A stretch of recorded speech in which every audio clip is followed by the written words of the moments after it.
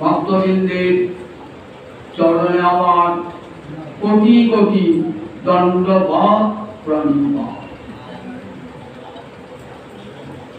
মর্তের কৈলাস ধাম কাশীদের পূর্ণ কাশী ধাম মহাপ্রভু সনাতনকে লক্ষ্য করে বিশ্ব জীবকে ভক্তি তত্ত্ব শিক্ষা দান।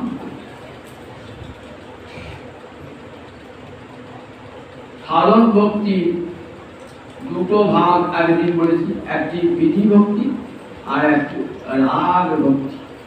কত ভাগ? দুটো ভাগ। সাধন ভক্তি দু প্রকার, বৈধি ভক্তি আর রাগ ভক্তি। বৈধি ভক্তিটা হয় শাস্ত্র শাসনের, শাস্ত্রের নির্দেশে। চারি বর্ণার সবই যদি কৃষ্ণ নাহি ভজে, স্বধর্ম করিলেও সে রবে করি মনে। ব্রাহ্মণ ক্ষত্রিয় বৈশ্য শূদ্র, ব্রহ্মচারী গৃহস্থ মানবগোষ্ঠী সন্ন্যাসী, এই চারি বর্ণের এবং চারি আশ্রমের মানুষ যদি আপন আপন বর্ণ ধর্ম আশ্রম ধর্ম পালন করেও যদি কৃষ্ণ ভজন না করেন, তাহলে কোথায় গতি হয়? রৌরবে নরকে। 28 প্রকার নরকের মধ্যে একটা নরকের নাম রৌরব নরক। শ্রীমদ্ ভাগবতে 11 স্কন্ধ দেখবেন নবযোগীন্দ্র সংবাদ আছে, সেখানে যোগীন্দ্র বলছেন যদি কৃষ্ণ ভজন না করে চারি বর্ণে এবং চারি আশ্রমের মানুষ, তাহলে স্থানা ভ্রষ্টা পতন্ত। আপন আপন স্থান থেকে সে পতিত হয়ে যায় এবং কোথায় যায়? পতন্তি অধম। অধলোকে তার গতি হয়। তাহলে কৃষ্ণ ভজন না করলে অধোগতি হয়, স্থানচ্যুত হতে হয়। এই শাস্ত্র শাসনের ভয়ে যে কৃষ্ণ ভক্তি, তার নাম হলো বৈধি ভক্তি। আর অনুরাগে যে কৃষ্ণ ভক্তি, রাগহীন জন ভজে শাস্ত্রের আজ্ঞা, যাদের কৃষ্ণের প্রীতি নাই কিন্তু শাস্ত্রের আজ্ঞায় ভজন করে, তাদের ভক্তিটা হলো বৈধি ভক্তি। আর যারা অনুরাগে কৃষ্ণ ভজে, ভালোবেসে কৃষ্ণ ভজে, তাদের ভক্তিটার নাম হলো রাগ ভক্তি। তারা স্বর্গ মুক্তি কোনো কিছুই তারা চায় না, তারা গোবিন্দকে ভালোবাসার জন্য ভালোবাসে। তাদের ভালোবাসার পশ্চাতে কোনো কারণ থাকে না। একে বলে অনিমিত্তা ভাগবতী ভক্তি। যে ভক্তির পশ্চাতে কোনো নিমিত্ত নাই, কারণ নাই, তাকে বলে অনিমিত্তা ভাগবতী ভক্তি। নির্গুণা হরি ভক্তি, কৈতব রহিতা হরি ভক্তি। এখন বৈধি ভক্তির কথা শোনাচ্ছি আপনাদের। সুখদেব হরিদ্বারে ব্রহ্মকুণ্ডের তীরে এসে প্রথমে বৈধি ভক্তির কথাই শোনাচ্ছে। তস্মাৎ ভারত সর্বাত্মা ভগবান হরিশ্বর শ্রোতব্য কীর্তিতব্য স্মর্তব্য চেচ্ছদাভয়। সুখদেব এসেছেন হরিদ্বারের ব্রহ্মকুণ্ডের তীরে। মৌনী তো কথা বলবেন না, কিন্তু হরিকথায় মৌনী নন, হরিকথায় মুখ। প্রথম মুখটি খুলেছেন মহারাজ পরীক্ষিতকে লক্ষ্য করে সমবেত ভক্তবৃন্দকে বলেছেন, হরিদ্বারের ব্রহ্মকুণ্ডের তীরে আজ লক্ষ লক্ষ মানুষ। ব্যাসনন্দন সুখদেব এসেছে, আজ হরিকথার নদী বইবে, হরিকথার নদী বইবে, প্রেম তরঙ্গ উঠবে। মা গঙ্গার তীরে প্রেমের তরঙ্গ, প্রেমের নদী বইবাছে। তাই সব যোগী তার যোগ ভুলে, ধ্যানী তার ধ্যান ভুলে, তপস্বী তার তপস্যা ভুলে, ব্রহ্মচারী তার ব্রহ্মচর্য ভুলে, দেবতারা এসেছেন স্বর্গ থেকে নেমে কোথায়? আর হরিদ্বারে ব্রহ্মকুণ্ডের তীরে। আর তাদের কিছু কিছু আমাদের মতন বিষয়াসক্ত, বিষয়ের কীট নরাধম, তারাও জুটে যে তাদের কি হয় যদি একটু কৃষ্ণ কথা কানে ঢোকে। সুখদেব মুক্তা বলি বলছেন, তস্মাৎ ভারত সর্বাত্মা ভগবান হরিশ্বর শ্রোতব্য কীর্তিতব্য স্মর্তব্য চেচ্ছদা ভয়ম। অভয়ম ইচ্ছতা, যদি কেউ মুক্তি পেতে ইচ্ছা করো আর সংসারের ভয় থেকে, অর্থাৎ সংসারের ভয় থেকে কখন মুক্তি হয়? যখন জীব মুক্ত হয়ে যায় আর সংসার কেস থাকে না। এই অভয় করি, অভয়ম ইচ্ছতা। তারা কি করবেন? ভগবান শ্রীহরির কথা শ্রোতব্য, তাহলে শোনাটা বিধেয়। তিনটিতে বক্তব্য করতে হবে। ব্যাকরণে তব্য প্রত্যয় কখন হয়? বিধিবাচক শব্দে শ্রু ধাতু তব্য করে শ্রোতব্য, কীর্তি ধাতু প্রত্যয় করে কীর্তিতব্য, স্মৃতি ধাতু তব্য প্রত্যয় করে স্মর্তব্য। প্রত্যেকটা তব্য করতে হবে। বিধিবাচক শব্দ হলে তব্য, অনিয়, নদ, যদ, কপ এগুলো হয়। আরেকগুলো বলেছি। শ্রোতব্য মানে শোনাটা বিধি। শ্রোতব্য, এই শ্রবণটা দেখুন, ভক্তির শুরু কিন্তু এই শ্রবণ থেকে হয়, তার টুকু হয় না। মহারাজ পরীক্ষিত বংশের গুণে মায়ের পেটে কৃষ্ণের কৃপা লাভ করেছে, কিন্তু তার তো সাধারণ ভজন দেখতে পাই না। কিন্তু রাজার মধ্যে নিয়ে মৃগয়া করছেন, সবই করছেন। শুধু বংশের গুণে, যে বংশে তিনি জন্মেছেন ওই বংশ কৃষ্ণের কৃপাধন্য। তাই এমন জননীর জঠরে জন্মগ্রহণ করেছে। সেখানে মায়ের পেটেতেই কৃষ্ণ দর্শন হয়েছে।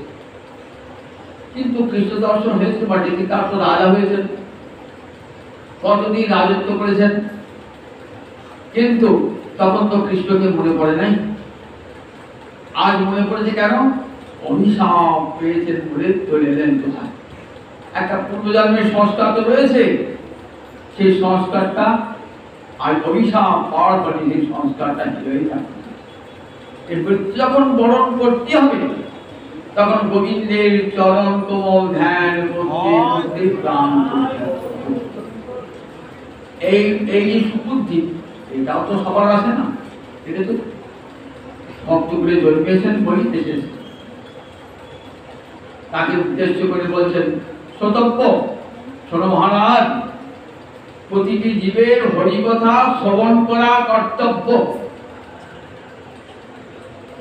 যদি ভক্তি রাজ্যে প্রবেশ করতে চায় তাহলে প্রথমেই চাই শ্রবণ। প্রহ্লাদ কি বললেন?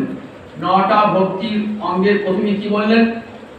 শ্রবণং কীর্তনং বিষ্ণু শরণং পাদ সেবনং অর্চনং বন্দনং দাস্যং সত্যম আত্মনিবেদনং ইতি পুংসার পিতা বিষ্ণু ভক্তিশ্চে নবলক্ষণা। গোবিন্দকে অর্পণ করে এই 9টা অঙ্গ যাজন করতে হয়েছে। অর্থাৎ নিজের জন্য নয়, গোবিন্দকে ভালোবেসে এই 9টা অঙ্গ যাজন করলে তবেই সেটা ভক্তি আখ্যা প্রাপ্ত হবে, নইলে ভক্তি আখ্যা প্রাপ্ত হবে। গোবিন্দকে ভালোবেসে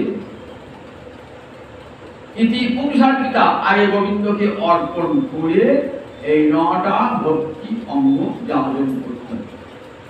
তোমার কথা শুনলে তুমি প্রীত হও প্রভু, তাই তোমার কথা কান থেকে বসে বসে শুনছি। তাতে আমারও প্রীতি লাভ হচ্ছে প্রভু।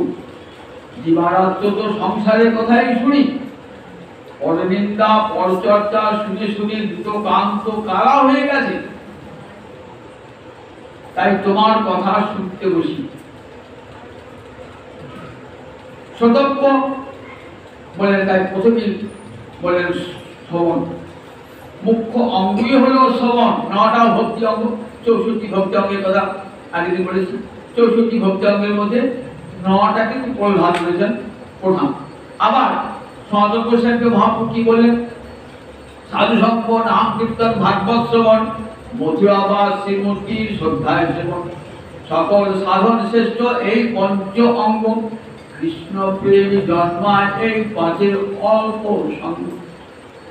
এবার কৃষ্ণ প্রেম জন্মায় এই 5 অল্প সঙ্গ। মুক্তি বলেন না, বলেন কৃষ্ণ প্রেম লাভ হয়ে যায় যদি অল্প সঙ্গ করা হয়। বেশি করতে হবে না, অল্প সঙ্গ করলে কৃষ্ণ প্রেম লাভ। যেটা মুক্তিরও ভাড়া, অর্থাৎ যারা মুক্ত পুরুষ তারাও চেয়েছেন কৃষ্ণ প্রেম, কিন্তু কৃষ্ণ প্রেম তাদের কাছে দুষ্প্রাপ্য। কিন্তু মুক্ত ব্যক্তিরাও চান কৃষ্ণ প্রেম, তারাও চান আবার দেহ ধারণ করে আবার কৃষ্ণ ভজব, আবার কৃষ্ণ প্রেম, কৃষ্ণ আস্বাদ। এই শ্রবণটা দেখুন কেমন বলেন, কি শ্রবণ করবেন? তা বলেন গোবিন্দ কথাকে অবলম্বন করে যে যে শাস্ত্র সব শ্রবণ করবেন। গোবিন্দ চৈতন্য ভাগবত আদি যত শাস্ত্র আছে, পুরাণ আদি আছে, কৃষ্ণকে অবলম্বন করে সব শাস্ত্র শুনবে। তার মধ্যে মুখ্য শ্রবণ কোনটা? ভাগবত শ্রবণন্তু পরম শ্রেষ্ঠম। ভাগবত শ্রবণটা হলো সবচেয়ে শ্রেষ্ঠ। এই শ্রবণটার ফলে কি বলেন? শৈব আদ্যতা শ্রেষ্ঠতা। শ্রবণটার উপর গুরুত্ব দিলেন কেন? শ্রী গোস্বামী পাঠ ভক্তি সন্দর্ভে বিচার করছেন। শ্রী গোস্বামী পাঠ 6টা সন্দর্ভ গ্রন্থ রচনা করছেন। সন্দর্ভ মানে বিচারমূলক প্রবন্ধ। ভাগবতের তত্ত্বকে অবলম্বন করে 6টা বিরাট মোটা মোটা গ্রন্থ, ষট সন্দর্ভ বলা হয়। তত্ত্ব সন্দর্ভ, পরমাত্ম সন্দর্ভ, ভগবত সন্দর্ভ, শ্রীকৃষ্ণ সন্দর্ভ, ভক্তি সন্দর্ভ, প্রীতি সন্দর্ভ। এই ভক্তি সন্দর্ভে শ্রী গোস্বামী বলছেন শ্রবণটার কত গুরুত্ব দিয়েছেন কেন? এই যে বসে বসে কৃষ্ণের কথা শুনছেন না, এই শোনাটার কত গুরুত্ব দেখুন। বলে শৈব আদ্যতা প্রথম ভক্তি অঙ্গ যাজন। তাহলে ভক্তিকে জানা হবে কেমন বলে? হরি কথা শুনলে তবেই তো ভজন করতে ইচ্ছা জাগ্রত হবে, না শুনলে কারো কি হরি ভজন করতে ইচ্ছা হয় না? হরি কথা শুনবেন, শুনতে শুনতে শুনতে মনটা কৃষ্ণ ভক্তি রস ভাবিত হবে। তখন মনে হবে কেমন করে কৃষ্ণ ভজন করতে হয়, তার কাছে উপদেশ পাবো। তখনই তো গুরুপদাশ্রয় হবে, দীক্ষা গ্রহণ হবে, শিক্ষা গ্রহণ হবে, ভজন শুরু হয়ে যাবে। তাহলে শ্রবণটা আদ্য, আবার শুধু আদ্য নয়, শ্রেষ্ঠতা। শ্রেষ্ঠ সব ভক্তি অঙ্গের মধ্যে শ্রবণটা আদ্য এবং শ্রেষ্ঠ। শ্রেষ্ঠ কেন? তাহলে অন্যই কিনা তেনই কার্য সিদ্ধি। শিল্পের বলছেন আর অন্য সাধন দরকার নাই, ওই একটা সাধনেতেই কার্য সিদ্ধি।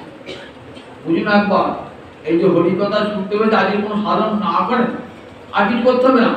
শিল্পসাদ বলছেন অন্যই বিনা আর অন্য সাধন চাই না, তেনই কার্য সিদ্ধি, তাতে এই কার্য সিদ্ধি লাভ হয়ে যাবে।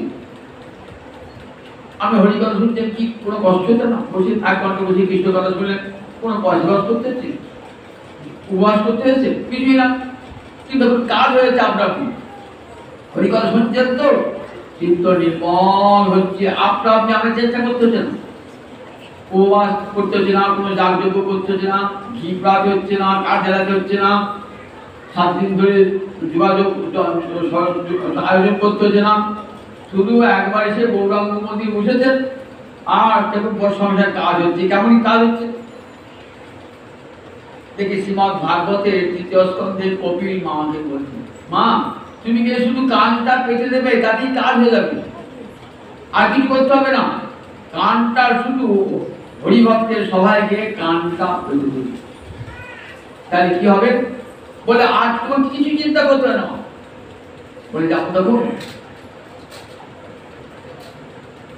আমি অন্ন খেলাম, রুটি খেলাম, তা আমার পেটে একটা আগুন জ্বলে, সেটাকে কি আগুন বলে? বৈশ্যানর আগুন বলে। দেখবেন গীতায় বলা আছে, আমি বৈশ্যানর আগুন রূপে পেটে জ্বলি। গোবিন্দ পদলিত আছে, অহং বৈশ্যানর ভূত্বা পচামি অন্নমের চতুর্বিধম।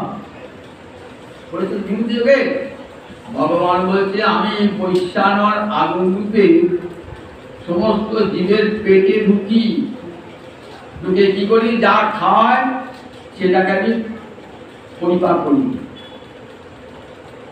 তা যখন পরিপাক খেতে বসেছেন, তখন কি ডাকেন, হে অগ্নি আমার পেটে জ্বলে ওঠো, আমার খাদ্য জেলে যাচ্ছে, হজম করলাম? বলতে হয় না, আপনা আপনি হয়ে যান, আপনা আপনি হয়ে যান। নিগিন্নম অনরুম যথা, বলতে হয় উপাসনা করতে হয়, আপনা আপনি হয়ে যাচ্ছে। ঠিক তেমনি হরিকথা শুনছেন তো, আপনার অন্তরটা পবিত্র হয়ে যায়।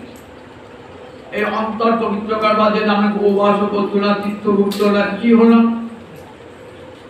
হরিকথা শুনছেন, শুনতে শুনতে অন্তর পবিত্র। কি করে পবিত্র হবে? বলে শোনার পান সুত গোস্বামী বা রবি সামনে ঋষিগণকে কি বলছেন? ঋষিগণ, তোমরা যজ্ঞ করছো, যজ্ঞের ধোঁয়ায় তোমাদের দেহটা আচ্ছন্ন, রংটা কালি হয়ে যাচ্ছে, ভিতরে কালি যাচ্ছে না, ভিতরে কালিটা তো যাচ্ছে, আবার উপরটা কালি হয়ে যাচ্ছে। ভিতরে কালিটা কখন যাবে জানো?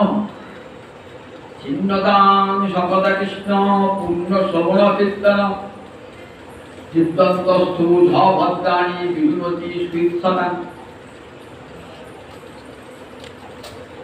ছিন্নদান সকতা কৃষ্ণ পূর্ণ শ্রবণ কীর্তন। কৃষ্ণের একটা বিশেষণ পূর্ণ শ্রবণ কীর্তন। যার কথা শুনলে পারে পূর্ণ হয়ে যায়, যার নাম কীর্তন করলে পারে জীব পবিত্র হয়ে যায়। পূর্ণ শ্রবণ কীর্তন। রাম রাবণের যুদ্ধ হচ্ছে তো, যুদ্ধের পরে যুদ্ধ শেষ হয়ে গেছে, সব সৈনিকরা মরে পড়ে আছে। রামের সৈন্য মরে পড়ে আছে, রাবণের সৈন্য মরে পড়ে আছে। যুবরাজ ইন্দ্র এলেন, হে প্রভু রামচন্দ্র, আমার ইচ্ছা তো আপনার সেবা করতে। বেশ, কি করে সেবা করবো বলুন? তারপরে আমি স্বর্গতে একটু অমৃত বাড়ি ছিটিয়ে দেন, যাতে আমার সৈনিকগুলো আবার বেঁচে ওঠে। ইন্দ্র অমৃত বাড়ি সিঞ্চন করছে, অমৃতটাকে সিঞ্চন করছে, সেখানে রাবণের সৈন্য মরে পড়ে আছে, রামের সৈন্য মরে পড়ে আছে। অমৃত যখন সিঞ্চন করছেন না, সবাই অঙ্গ পড়ছে তো, কিন্তু কি অদ্ভুত দৃশ্য দেখলেন রামচন্দ্র। দেখছেন যে রাবণের সৈন্যগুলো সব বেঁচে উঠল, রামের সৈন্য রামের সৈন্য বেঁচে উঠল, কিন্তু রাবণের সৈন্যগুলো সব, রাবণের সৈন্যগুলো রামের সৈন্যগুলো সব বেঁচে উঠেছে, রাবণের সৈন্যগুলো একই অমৃত বাড়ি বর্ষ হলো, রাবণের সৈন্যগুলো মজা হলো, রামের সৈন্যগুলো মরে থাকলো কেন? আর রাবণের সৈন্যগুলো বেঁচে উঠলো কেন? তা বলছেন, রাবণের সৈন্যগুলো রামচন্দ্রের সঙ্গে যুদ্ধ করতে এসেছিল, রামকে মারো, রামকে মারো, রামকে মারো বলেছিলেন তো, এই রাম নাম উচ্চারণ করেছেন তো, তাই রাবণ সৈন্যগুলো সব বেঁচে উঠে, রাবণ সৈন্য সব মুক্তি পেয়ে গেছে। রাম নাম উচ্চারণ করে দিলে সমস্ত রাবণ সৈন্য মুক্তি পেয়ে গেছে, আর তারা বাঁচল না। আর রামের সৈন্য বেঁচে উঠলো কেন? যারা রাম নাম করে না, রাবণকে মারো, রাবণকে মারো, রাবণকে মারো বলেছে, এই সবাই বেঁচে উঠলো। তাহলে যার নাম গাল দিয়ে উচ্চারণ করেও মুক্তি লাভ হয়ে যান, পূর্ণ শ্রবণ কীর্তন। ছিন্নদাং সগত কৃষ্ণ পূর্ণ শ্রবণ কীর্তন। ছিন্নতা মানে ছিন্ন শব্দের সূচি বোঝেন ছিন্নদাং, যে শুনছে অর্থাৎ যারা শুনছে ছিন্নদাং। সগতা গোবিন্দের কথা যারা শুনছেন তারা কি করছেন, গোবিন্দ এসে শুনতেন, তার কথা হচ্ছে তো, তার কথা হলেই তিনি শুনতে আসেন। ও দেখতে পাচ্ছে তো গোবিন্দ এসে, আমি বলছি গোবিন্দ এসে ভাই কোথায় এসে গোবিন্দ, আর তাকে বললেন যে গোবিন্দ দেখতে পাচ্ছেন তো, বলে হৃদয় অন্তস্থ, একবার চক্ষু মুদ্রিত করে হৃদয়ের দিকে তাকান, দেখবে গোবিন্দ আমার দাঁড়িয়ে হৃদয় অন্তস্থ। কাদের শতাং বলে সজ্জনের সাধুজনের হৃদয়ে, যারা হরিকথা শুনতে পেরেছে তারা সবাই সজ্জন, তাদের হৃদয়ে ভগবান শ্রীহরি কুশান। গোবিন্দ বসে থাকবে আমার একটা ময়লা জায়গা, আমার হৃদয়ে তো এক জন্মের ময়লা নয়, কোটি কোটি জন্মের বাসনা আমার চিত্তে মালিন্য এনে দিয়েছে। স্তূপীকৃত ময়লা, আমি আপনাকে বলি বসুন, আমি বসবেন একটু বসা, এত ময়লা, আর আমাদের হৃদয়ে স্তূপীকৃত ময়লা আছে। স্তূপীকৃত এক জন্মের নয়, যতবার জন্মেছি ততবার বাসনা নিয়ে জন্মেছি, আবার বাসনা নিয়েই পড়েছি, তাহলে বাসনা স্তূপ হয়ে গেছে। সেখানে গোবিন্দ বসবেন কি করে, জায়গাটা পরিষ্কার না করলে কেউ বসেন। আপনার বাড়িতে আপনার বন্ধু এসেছেন, আপনার বাড়ির বারান্দাটা ধুলো পড়ে আছে, বন্ধুকে বসতে বলছেন, বন্ধু বলছে নতুন জামা কাপড় পরেছি ধুলে পড়ে যেত, সব নোংরা হয়ে যাবে, দাদা দাদা আমাকে ঝাঁটা নিয়ে আসে, ঝাঁটা নিয়ে এসে কি করছেন, বারান্দাটা পরিষ্কার করছেন। তো যথার্থ বন্ধু কি বলবেন, ওরে তোর বাড়ি আমার বাড়ি এক, তুই আমি এক, অভিন্ন, তোকে ঝাঁট দিতে হবে না, দেখ ঝাঁটাটা আমাকে দে, আমি ঝাঁট দিয়ে বারান্দাটা পরিষ্কার করি। গোবিন্দ ঠিক তাই বলেন, সুইট সদা যারা হরিকথা শুনছেন না, তাদের গোবিন্দ হলেন তাদের বন্ধু। বললেন তোকে আর নিজ হাতে পরিষ্কার করতে হবে না, আমি নিজেই পরিষ্কার করি। আমার বন্ধু জগৎ আছে না, কিন্তু অন্তস্থ ঝ ভদ্রাণী, ঝ ভদ্রাণী হি কিন্তু অভদ্রাণী, অভদ্রাণী যত অমঙ্গল অকল্যাণ বিধুনতি স্বয়ং নিজ হাতে সেটা পরিষ্কার করে দেন, নিজ হাতে। তাহলে দেখুন এই হৃদয়টা পরিষ্কার করবার জন্য আমরা সব সাধন, আমরা যাগ যজ্ঞ তপস্যা যাই করি, বলে চিত্তের মালিন্য যতক্ষণ থাকবে ততক্ষণ কোন ভজন সাধন সার্থকতা দান করবে না। এই চিত্তের ময়লাকে দূর করবার জন্য আমরা কত সাধন করে থাকি, যে আমার চিত্তটাকে নির্মল করে দাও, চিত্তটাকে নির্মল করে দাও, কত সাধন করি, আর বিনা সাধনে চিত্ত নির্মল হয়ে যাচ্ছে। হরিকথা শুনতে হয়েছেন তো কি করে নির্মল, গোবিন্দ বসছেন যে তিনি নিজ হাতে আমার হৃদয়ের ময়লা দূর করে নিজ হাতে বলছেন, দেখেছেন তো। তাহলে হরিকথা শ্রবণের কত ফলাফল দেখছেন তো, হরিকথা শ্রবণে।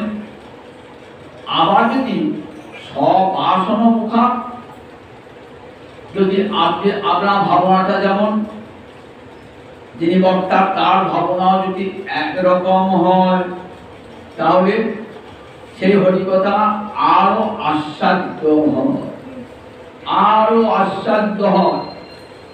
আপনি বৃন্দাবনের যাত্রী তো, আপনি প্রেম ভক্তি পথের যাত্রী, রাধা গোবিন্দ ভজন করছেন, যিনি বলছেন তিনিও যদি রাধা গোবিন্দ ভজন করেন প্রেম পথে যাত্রী হন, তাহলে তার মুখে বলেন মহাভাগ্যাদেব সম্পত্তি, এগুলি মহাভাগ্যের ফলে সবাসন মুখান, সমান বাসনাযুক্ত মহতের মুখে হরিকথা শুনলে তার ফলটা ঠিক এইরকম হয়ে যায়। তাহলে বুঝি হরিকথার শ্রবণটা কত বড় ফলদায়ক, যার জন্য যাগ যজ্ঞ তপস্যা ব্রত কিছুই করতে হলো না, হরিকথার আসরে এসে একবার কানটা পেতে দিলেন আর তার ফল হয়ে গেল, আমার চিত্তের যত মল ছিল সব দূরীভূত হয়ে গেল। জগতের যত যত ভক্ত এবং চিত্ত নির্মল হয়ে তারা হরিকথা শ্রবণ করে, সাধু সঙ্গ করে, তাদের মুখে হরিকথা শ্রবণ করে তারা সব মুক্তির পথে যাত্রা করে। শ্রবণং কীর্তনং কৃষ্ণ স্মরণং বা কোথায় বলে আদ্য শ্রবণ, কৃষ্ণ কথা হরিকথা শ্রবণ। এই শ্রবণ করতে করতে কি হবে, দেখলেন উপযুক্ত শ্রোতা উপযুক্ত বক্তা নাই, তার তখন কি করবেন, তখন কীর্তন করবেন। বক্তার অভাবে কি করবেন, কীর্তন। অনেক জায়গায় হরিকথা কীর্তন তো হয় না, কাকা যেমন কাকা নবদিন ঘাম পান করে হরিকথা হয়, এর বাইরে হরিকথা হয় না, তাহলে ভক্তি কি করবেন, নিজে নিজেই কীর্তন করবেন। স্মরণটা মনের ধর্ম অনেক দেখেছি, শ্রবণ কীর্তন করতে করতে তবে স্মরণ হবে। স্মরণ মনের ধর্ম, মনের উপর তো আমার নিয়ন্ত্রণ নাই। মন পাগলা, মন তাকে নিয়ন্ত্রণ করতে পারি না, শত চেষ্টা করেও মনকে নিয়ন্ত্রণ করতে পারি না। এই মনকে নিরুদ্ধ করবার জন্য যোগীরা কত যোগ সাধন করছেন, জ্ঞানীরা ব্রহ্মচর্য আদি পালন করছেন, তপস্যা করছেন, যাতে আমার মনটা ঠিক হয়। মনটা ঠিক না হলে স্মরণ হবে না। তা মনের উপর তো আমার কোনো নিয়ন্ত্রণ ক্ষমতা নাই। যদিও ইন্দ্রিয়ের উপর নিয়ন্ত্রণ ক্ষমতা যদিও আছে, কিন্তু অন্তরিন্দ্র মনের উপর নিয়ন্ত্রণ ক্ষমতা আমার নেই। তাই স্মরণটা অনেক পরে হবে। শ্রবণ কীর্তন করতে করতে করতে করতে করতে চিত্তের সব ময়লা যখন দূরীভূত হয়ে যাবে, তখন চেত দর্পণ মার্জন, তখন দেখবেন চিত্তের দূর হয়ে গেছে, তখন মনের উপর একটা নিয়ন্ত্রণ এসে গেছে। মন তখন আর কিছুই কৃষ্ণ কথা ছাড়া অন্য কোনো কথা শুনতেই যায় না, তার কানেও প্রবেশ করে না। তখন মনে হয় দিবারাত্র হরিকথাই শুনি। এবং প্রথম সক্রিয় নাম কীর্তা জাতানুরাগ দুচিত্ত উচ্চৈ হসত্তথরৌতি রৌতি গায়তি উন্মাদ মদিত্যতি লোকবাচ্য। নবযোগীন্দ্র বলছেন, দেখো প্রথমে শ্রবণার কীর্তনটা দিলেন, স্মরণটা অনেক দূরে, বলে না শ্রবণ করো আর কীর্তন করো। এবং ব্রত সক্রিয় নাম কীর্তন, নাম কীর্তনটাকে ব্রত রূপে গ্রহণ করো। যেমন হরিদাস ঠাকুর ব্রত রূপে, হরিদাস বলে আমারটা ব্রত আছে কি, প্রতিদিন 3 লক্ষ নাম, মাসে 1 কোটি নাম, এটা আমার ব্রত। এবং ব্রত সক্রিয় নাম, নিজের প্রিয় নাম, গুরুদেবের দেওয়া নাম, সেই দেওয়া নাম আপনি কি করছেন, সক্রিয় নাম ও কীর্তন করছেন। কীর্তন করতে করতে কি হবে, করতে করতে মনের সব মায়া ধুয়ে যাচ্ছে। জাতানুরাগ, অনুরাগ, ভালোবাসা এসে গেল ভগবানে, জাতানুরাগ। দ্রুত চিত্ত, দ্রুত মানে দ্রবীভূত হওয়া, চিত্তটা গড়ে গেল। আমার চিত্তটা পাষাণ সমান। কৃষ্ণ কথা শিখতে বসে ভালো লাগে না, উঠে পালিয়ে যায়, ঢুকতে ভালো লাগে কেন, হৃদয়টা পাষাণ হয়ে গেছে। বিষয়ের চিন্তা করে করে সেখানে আর কোনো কথা ঢুকতে যায় না, কেবল বিষয়ের কথাই ঢুকতে যায়। তাই হরি কথায় অরুচি, ভালো লাগে না। বললেন দ্রুত চিত্ত, কীর্তন করতে করতে কি হয়, শ্রবণ কীর্তন করতে করতে দ্রুত চিত্ত, তখন চিত্তটা দ্রবীভূত হয়ে যায়। এই চিত্ত দ্রবীভূত হয়ে যায় না, তখনই জানতে হবে কৃষ্ণ প্রেম লাভ হওয়ার পূর্বাবস্থা। একে বলে শাস্ত্রে রতি। সাধন ভক্তি হইতে হয় রতির উদয়, রতিগার হইলে তারে প্রেম নাম কয়। কৃষ্ণ রতিপর কৃষ্ণ বোঝান। সাধন ভক্তি হইতে হয় রতির উদয়। রতি মানে সূর্য ওঠে নাই, সূর্য ওঠার পূর্বাবস্থা। অন্ধকার সব দূর হয়ে গেছে, কিন্তু এখনো সূর্যদেব পূর্ব দিকে উদিত হন নাই। উদিত হলে আর এতটুকু অন্ধকার কোথাও থাকবে, গলিতে গলিতে কোথাও অন্ধকার থাকবে না, মনের আনাচে কানাচে কোথাও আর অন্ধকার থাকবে না। এই প্রেম সূর্যের উদয় হয়ে যাবে। দ্রুত চিত্ত, চিত্তটা দ্রবীভূত হয়ে যাবে। ওখানে কিরকম দ্রবীভূত হবে? দ্রবীভূত যে হবে, বাইরে তার প্রকাশও ঘটবে। কিরকম প্রকাশ ঘটবে? তা বলেন রোদিতি কাঁদিবে ভক্ত, ভক্তের চোখে জল আসবে কৃষ্ণ কথা শুনতে শুনতে। আমরা স্বামী পুত্রের বিয়োগে কাঁদি, ভগবানের জন্য তো কাঁদি না কোনোদিন। যাতে কতদিন ভুলে আছি, একবার তার কথা মনে হয় না? একবার তার কথা, যার জন্য আমি কৃপা করে আমি পৃথিবীতে এসেছি, যার করুণায় বেঁচে আছি, সেই ভগবানকে তো একদিনও মনে পড়ে না। নিজের ছেলের জন্য কাঁদি, বোর জন্য কাঁদি, স্বামীর জন্য কাঁদি, পিতার জন্য কাঁদি, মাতার জন্য কাঁদি, ভগবানের জন্য কাঁদি। বলেন কাঁদতে হবে ভগবানের জন্য। সেটা গীতার প্রথম শিক্ষা, অসচ্চানন্দ শোচস্তা। অর্জুন, ওই ভাই বন্ধু আত্মীয় স্বজন কেঁদে কি লাভ? ওরা কেউ শোকের যোগ্য নয়। তোমার সঙ্গে সম্পর্ক আগেও ছিল না, পরেও থাকবে। অব্যক্তা যিনি ভূতান, ব্যক্ত মধ্যানি ভাগ। আগে অব্যক্ত, পরে অব্যক্ত, মাঝখানে কিছুদিন ব্যক্ত। মাঝখানে কেউ আমার বউ হয়েছে, কেউ ছেলে হয়েছে, আগেও ছিল না, আবার থাকবে। তাহলে আগেও অব্যক্ত, পরে অব্যক্ত, মাঝখানে কিছুদিন ব্যক্ত। তার জন্য কাঁদবো কেন? কিন্তু যে চিরন্তন, যে সব সময় আছেন, যিনি আদিতে মধ্যে অন্তে ব্যক্ত সব সময় আছেন, কাঁদতে হবে তার জন্য। তাই অর্জুন করেছে, অর্জুন অসচ্চানন্দ শোচস্তান প্রজ্ঞামারাঞ্চ ভাবজি। যারা শোকের যোগ্য নয় তার জন্য শোক করছো। কাঁদতে হলে গোবিন্দের জন্য কাঁদো, প্রাণ ভরে কাঁদো। যদি এড়েছো মানব জন্ম সার্থক করো, হা গোবিন্দ হা গৌর বলে কাঁদো। সবাই কেঁদেছেন, রাজর্ষি ভরত কেঁদেছেন, মহারাজ অম্বরীশ কেঁদেছেন, ছয় গোস্বামী বলে বলে কেঁদেছেন, হা গৌর হা গোবিন্দ আর রাধারানী দেখা দাও দেখা দাও বলে রঘুনাথ দাস গোস্বামী নয়ন জলে ভাসছেন, আহা কুণ্ডের দিয়ে কাঁদছিলাম। দেখা দাও দেখা দাও, ওই বিশ্বভানু রাজ নন্দিনী দেখা দাও দেখা দাও।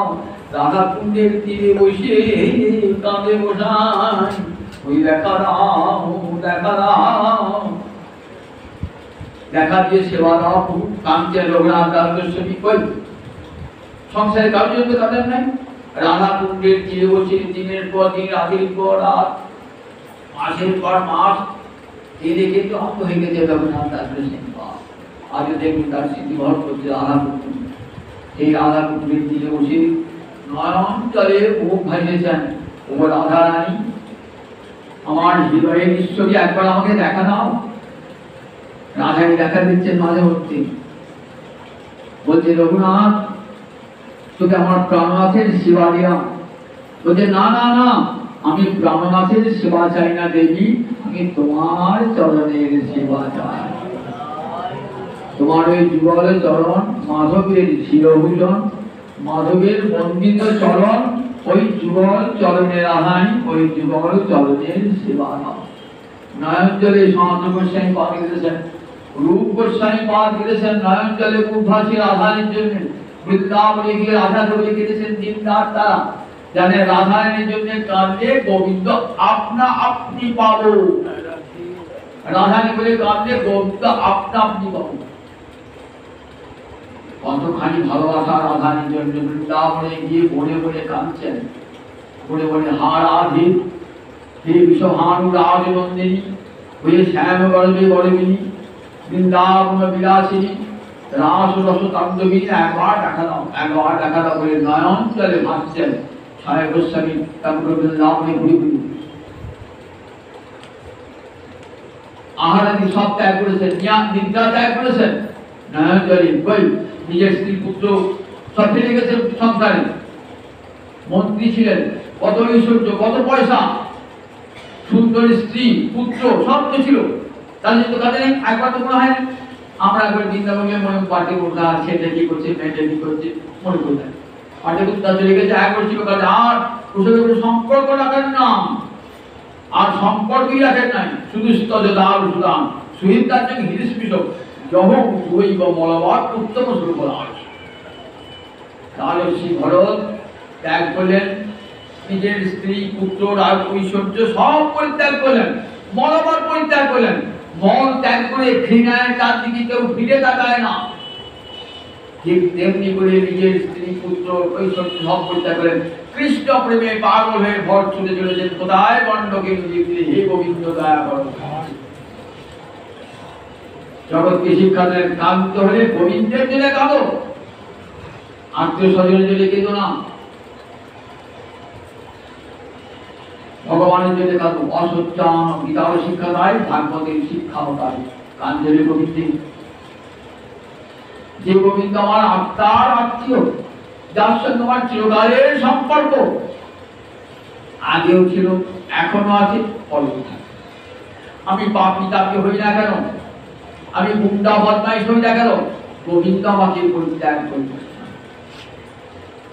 এতখানি তার বাৎসল্য, যে সন্তান মায়ের যে সন্তান দুষ্ট, তাকে কি মা ত্যাগ করেন নাকি? লোকে তাকে গাল দেয়, তাকে অভিশাপ দেয়, কি মা করেন? মা করেন।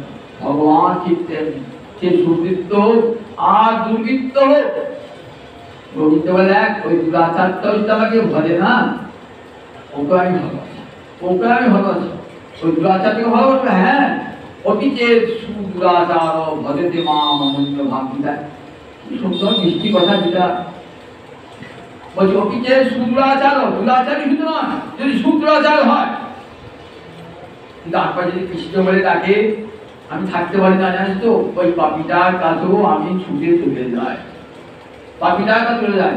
দেখেছেন তো, পাপি তাপি তাকেও ভগবান বলছে না, সে দুরাচারী হোক না কেন, তবু একবার কৃষ্ণ বলে দেখেছে, একবার কৃষ্ণ বলে দেখেছে বলে ভগবান ছুটে এসেছে। অর্থাৎ আমি এত পাপ করেছি, একবার নারায়ণ নামটা করেছি, তার জন্য ভগবান ছুটে এসেছেন। কত করুণা আমাদের জন্য। আর আমাদের একবার তার জন্য মন খারাপ করে না, বলে গোবিন্দের জন্য করে না, বলে ওই রাম করতে গেলে চিত্ত শুদ্ধ হবে, তখনই বুঝতে হবে কে যথার্থ আত্মীয়, কে যথার্থ নিজের জন। আমরা যাদেরকে নিজের জন বলি সে তো মিথ্যা, কখনো তারা নিজের জন নয়, কখনো তারা নিজের জন নয়। যা বলে বিত্ত উপার্জন শক্ত, তা নিজ পরিবার রক্ত, পশ্চাৎ ধাবতি চঞ্চল দেহে বার্তাং পৃচ্ছতি কোপিনগে, ভজ গোবিন্দং ভজ গোবিন্দং ভজ গোবিন্দং মূঢ়মতে। আচার্য শঙ্কর বলছেন, যতদিন টাকা পয়সা উপায় করবে, সংসারে থাকতে পারবে, ততদিন বউ ছেলে সব ভালোবাসবে। আর যে চারিদিকে অবসর প্রাপ্ত, যে টাকা পয়সা কমে যাবে, যখন আর উপায় করতে পারবে না, রোগে সুখে জর্জরিত হয়ে আছো, কে তোমাকে আর সেবা করবে, কতদিন আর সেবা করবো, তখন কি মনে হবে যে আপদটা কবে বিদায় নেবে, আপদটা কবে বিদায় নেবে, বাড়ি ঠিক না। আর তাদেরকে নিজের জন্য, তাদের জন্য কাঁদছি, তাদের জন্য কাঁদি, কিন্তু গোবিন্দ কখনো আপদ করে ছড়িয়ে দেবেন না। শেষের দিনে সেজনে মিলে কে তোরা পহনে হবে, শেষের দিনে সেজনে মিলে কে তোরা পহনে হবে। শেষের দিনে একবার তো গোবিন্দই আমার নিজের জন। মৃত্যুকালে বলছে একবার বলিস, মৃত্যুকালে বলিস আরে আমি কাছে গেলাম, মৃত্যুকালেও যদি বিদায় কি করাছি, মৃত্যুকালেও যদি ত্যাগ করে একবার আমার নাম স্মরণ করে, আমি তো থাকতে পারি না, আমি ছুটে যাই আমার কাছে নিয়ে আসি তাকে। তাহলে এত বড় যার করুণা, তাকে ভুলে আছি কেমন করে, কেমন করে ভুলে আছি। আর যে স্ত্রী পুত্র শুধু কি জন্য, শুধু স্বার্থের দ্বারা, তাদের জন্য কাঁদি, তাদের জন্য কাঁদি, মিথ্যা কান্না দেবো তার জন্য। ভগবান ধর্মীয় অর্জুনকে বলছেন, অসত্যান অনশোচন, শোকের লক্ষণা তাকে শোক করছো, শোক করে কি হবে, শোক করলে ভগবানের জন্য কাঁদো, ভগবানের জন্য কাঁদো। রাধারানী যেমন এনেছেন কৃষ্ণের জন্য, জগৎকে পথ দেখিয়েছেন, জগৎকে পথ দেখিয়েছেন রাধারানী, যে কাঁদো যদি কাঁদতে হয়, রাধা গোবিন্দের যদি কাঁদো, প্রাণ গোবিন্দের যদি কাঁদো। নয়ন জলে মুখ ভাসেছেন রাধারানী, নয়ন জলে। দেখুন তাহলে অথচ আমরা তাই আমরা কাজ বলেন প্রকৃতি লৌকিক, ওই কথা সত্যি সত্যি চিত্র নির্মল হয়ে যায়, ভক্তি তখন হৃদয়টা পাশান থাকে না, বলে যায়, তখন আর চিত্তে ভুল হয় না যে গোবিন্দই আমার বন্ধু, তিনি আমার নিজর নন। তখন রদিতি তখনই কৃষ্ণ বিরহ জেগে ওঠে অন্তরে। গুরু কৃপায় তখনই অন্তরে কৃষ্ণ বিরহ জেগে ওঠে। তার আগে বলতে হয় না কৃষ্ণ বিরহ জাগে না, পুত্র বিরহ জাগে, স্বামী বিরহ জাগে, পত্নী বিরহ জাগে, কিন্তু গোবিন্দ বিরহ জাগ্রত হয় না। গুরু কৃপায় যখন হরিকথা, গুরুকে হরিকথা শুনতে শুনতে শুনতে চিত্ত নির্মল হয়ে যায়, তখন কি হয়? তখন গোবিন্দ বিরহ সব সময় জাগে অন্তরে। অন্তরে গোবিন্দ বিরহ, এই বিরহটা একটু সাধনা। প্রভু তোমাকে পেলাম না, সারা জীবন কথা বলার পর না প্রভু, আমার জীবনটা ব্যর্থ হয়ে গেল। এমনি করে ভক্ত কান, প্রভু তোমাকে আর তোমার করুণা পেলাম না প্রভু, আমি আমার অধন্য প্রভু, মানব জীবনটা আমার ব্যর্থ হয়ে গেল। দুর্লভ মানব জন্ম পেলাম, যে মানব জন্মকে সংসার পেলাম, সংসারের জন্য কারণ পাইয়া মনুষ্য জন্ম কি করলাম? করলাম কিসের কর্ম? মনুষ্য জন্ম পেয়ে অমানুষের মতো কর্ম করলাম। দুর্লভ মানব জন্ম পেলাম, কিন্তু মানুষের মতো কর্ম করলাম না। হরি হরি বিফলে জনম মনুষ্য জনম পাইয়া রাধা কৃষ্ণ নাম বলিয়া জানিয়া শুনিয়া বিষ খাইল। হরিনাম সংকীর্তন গোলকের প্রেমধন রতি না জন্মিল কেন তাই। ব্রজেন্দ্রনন্দনে সতীসুত হইল সেই, আমার বলরাম হইল গীতায়। আমার তো তারাই এলেন কৃপা করবার জন্য। একবার জীব হরিবিত হয় না, একবার হরি বলে না, কতখানি আকুলতা, বারবার নেমে আসছেন জীবকে নিজের কাছে নিয়ে যাওয়ার জন্য। কত করুণা অন্তরে বলুন দেখি, ছুটে ছুটে আসছেন বিশ্বপিতা, কত ডুবিয়ে কত পরে বলে জীবকে নিজের কাছে নিয়ে যাওয়ার। কিন্তু আমরা দুর্লভ মানব জন্ম, গোবিন্দের করুণার দান, কত লক্ষ লক্ষ ৮৪ লক্ষ জনি ভ্রমণ করে মানব দেহ পেলাম কৃষ্ণ ভজনের জন্য। কিন্তু কৃষ্ণ ভজন করলাম না, শ্রীপুত্রের ভজন করলাম, কিসের ভজন করলাম? একবার মনে জাগা উচিত, এক ক্ষেপটা মনে জাগা উচিত জাগি কাজে। একবার যদি মনে জাগে যেমন দুর্লভ মানব জন্ম পেলাম, কৃষ্ণ ভজন করলাম না, মানব জন্ম বৃথায় চলে গেল, বৃথায় চলে গেল। এই যে এই বিভাগটা যদি একবার হৃদয়ে জাগে না, খালি কাজ হয়ে যায়। মনুষ্য দুর্লভ মানব জন্ম পেলাম, জেনে শুনে বিষ খেলাম, জেনে শুনে বিষ খেলাম। সংসারের ভার বইতে বইতে, সংসারের ভার বইতে বইতে শেষ হয়ে গেলাম। জেনে শুনে বিষ পান করেছি, তো এবার নিজের মৃত্যু আমি নিজেই ডেকে নিয়েছি। আমি যদি বিষ জানতাম না, খেতাম না, কিন্তু জেনে শুনে বিষটা দিই। তাই সংসার বিষা নলে দিওয়ানি হিরাজলে জুগাইতে না বই রূপায়। সব ঘরে ঘরে দেখুন কলি ঢুকে গেছে, ঘরে ঘরে সংসারে নড়ে নড়ে সব কলি ঢুকে গেছে। সংসারে শান্তি নাই, টাকা আছে, পয়সা আছে, বাড়ি আছে, গাড়ি আছে, যশ প্রতিষ্ঠাতে, কিন্তু আসল যেটি দরকার সেটি কি করে নাই? কি করে নাই? শান্তিময় উপাসনা করেছো, তিনি শান্তিময় শান্তিদাতা, তাকে একবার দেখেছো? শান্তি পাবে কেন বলো? ওই বাড়ি পাবে, গাড়ি পাবে, ঘর পাবে, বউ পাবে, ছেলে পাবে, সব পাবে, শান্তি পাবে না। শান্তি পাবে না, হৃদয়ের ঘরটা শূন্য হয়ে থাকবে, শূন্য হয়ে থাকবে। বাড়ি গাড়ি ধন সব হবে, কিন্তু ভগবানের যেটা কারণ হৃদয়টা শান্তিতে ভরে যাবে ভগবান। এই দেখুন, এই কলিকালে মানুষের বাড়ি গাড়ি কোনো কিছু অভাব নাই, মানুষের সব বাড়ি গাড়ি ধন দৌলত সব আছে, কিন্তু ঘরে ঘরে কলি ঢুকেছে, ঘরে ঘরে নড়ে নড়ে সব কলি ঢুকে গেছে। এত দুঃখ, এত অশান্তি দেখুন কেন? বলেন দেখো, যিনি দুঃখ দূরকারী সেই গোবিন্দ কি একবার ভজনা করলেন, তার দুঃখ থাকবে না? শান্তিময় উপাসনা করেছি, তবে তো শান্তি পাবো। আমরা বলি না, বলে জীবের সুখ পেতে যাও, তাহলে কোথাও যাও? বেদ মাতা উচ্চ কণ্ঠে বলছেন, বিষ্ণু পরমে পদে মধ্য উচ্চ হে জীব সুখ চাও, তাহলে ওই ওই গোবিন্দের চরণ কমলে সব মধু আছে। মধুমুখরন্তি সিন্ধম। শ্রুতি বলছেন দেখো, মধুরিতায়তে মাতা মধুখরন্তি সিন্ধম। যারা কৃষ্ণ ভক্ত তাদের কাছে পৃথিবী সবচেয়ে মধুক্ষরণ করছে। কোথায় দুঃখ করে? দুঃখই নাই। যেদিকে ফিরায় আসি কৃষ্ণময় জগতি। প্রহ্লাদের দুঃখ নাই। প্রহ্লাদের দুঃখ ছিল, ধ্রুবের দুঃখ ছিল, সব দুঃখ দূর। মহারাজ অংশের দুঃখ ছিল, দুঃখ ছিল। তাই দেখুন এই শ্রবণটা কত বড়! শ্রবণ করতে করতে চিত্ত নির্মল হয়ে যায়। আর সে নির্মল হৃদয়ে কি হয়? স্মরণ হয় কৃষ্ণ স্মৃতি দান করতে। তখন অপরাধ বোধ হয়, এমন সুন্দর মানব জন্ম পেয়ে একবার কৃষ্ণ ভজন করলাম না। তখন অপরাধ বোধ হয় অন্তরে, কত বড় অকৃতজ্ঞ।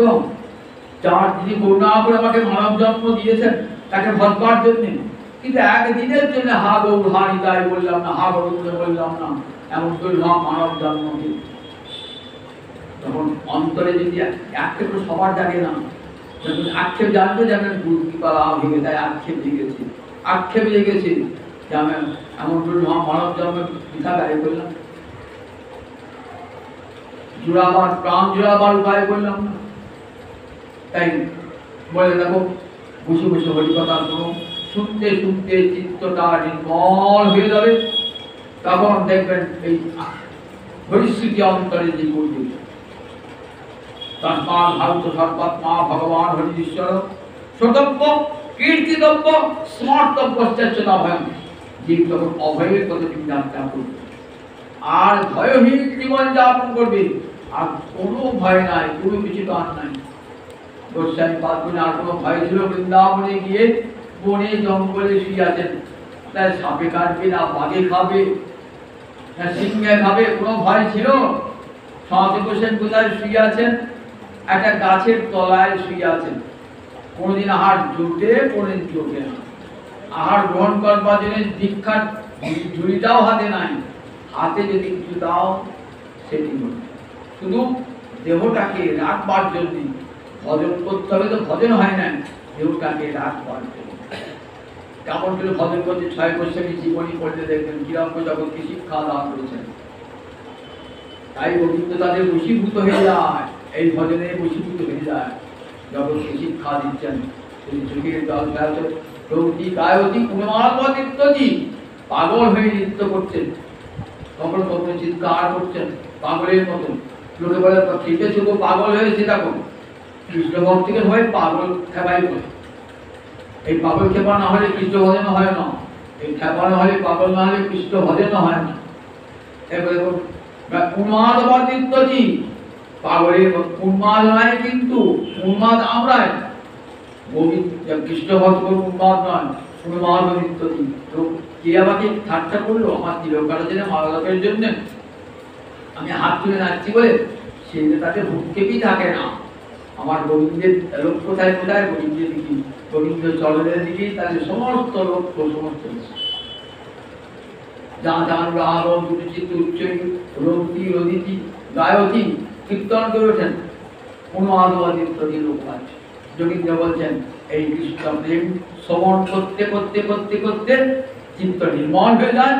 আর সেই নির্মল পরিবেশে নির্মল হৃদয়ে কৃষ্ণ প্রেমের উদয় হয়ে যায়।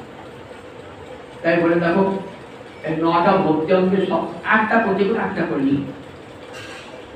এক অঙ্গ সাধে গ্রহ, সাধে বহু অঙ্গ। মহারাজ পরীক্ষিত শুধু শ্রবণ করেছিলেন, আর তো কিছু করেন নাই। 7 দিন বসে বসে হরিকথা শুনেছিলেন। তার ফল কি হয়েছিল? একবারে গোবিন্দ পাদ পদ্ম লাভ, গোবিন্দ পাদ পদ্ম লাভ। তাকে সাপে খেয়েছিল না, না।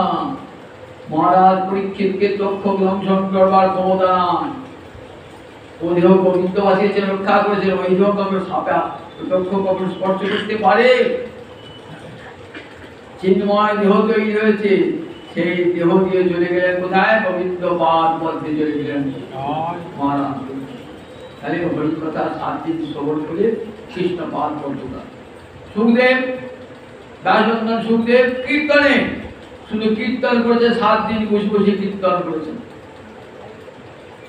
শ্রবণে পরীক্ষিত কীর্তনে বয়াসুখী স্মরণে প্রহ্লাদ, প্রহ্লাদ কেবল স্মরণ করেছেন, একাম্র ভজন করেছেন প্রহ্লাদ। পৃথু রাজা শুধু পূজা করেছেন গোবিন্দের, অক্রূর শুধু নমস্কার জানিয়েছেন গোবিন্দকে, একাম্র ভজন, একাম্র এক অঙ্গ সাধে কেহ সাধে বহু অঙ্গ, নিষ্ঠা হইলে উপজয়ে প্রেমের তরঙ্গ। এই একাম্র থেকে প্রেমের তরঙ্গ উঠি, একাম্র থেকে একাম্র সাধন করার কিচ্ছু করতে হবে না, একবার এসে হরিকথায় কান চালাও, দেখবে প্রেমের তরঙ্গ হৃদয়ে উঠছে, নিশ্চয় উপজয়ে প্রেমের তরঙ্গ। এক জীবন এই চতুর্থ অঙ্কের একাম্র ভজন করেন। আবার অনেক আছেন যারা সব অঙ্কেই ভজন করেন। আমরা দেখব মহারাজ অম্বরীশ সব অঙ্গগুলো একসঙ্গে ভজন করছেন। আগামী দিন শোনাবো মহারাজ অম্বরীশ কেমন করে ভজন করছেন। 9টা অঙ্গই ভজন করছে ভ্রমণ কীর্তন থেকে, কারণ সব এক অঙ্গ সাধি বহু অঙ্গ নিষ্ঠা হয়ে বলেই আর পৃথিবীতে মহাত্ম আরোগ্য হবে। আগামী দিন আমার জয়।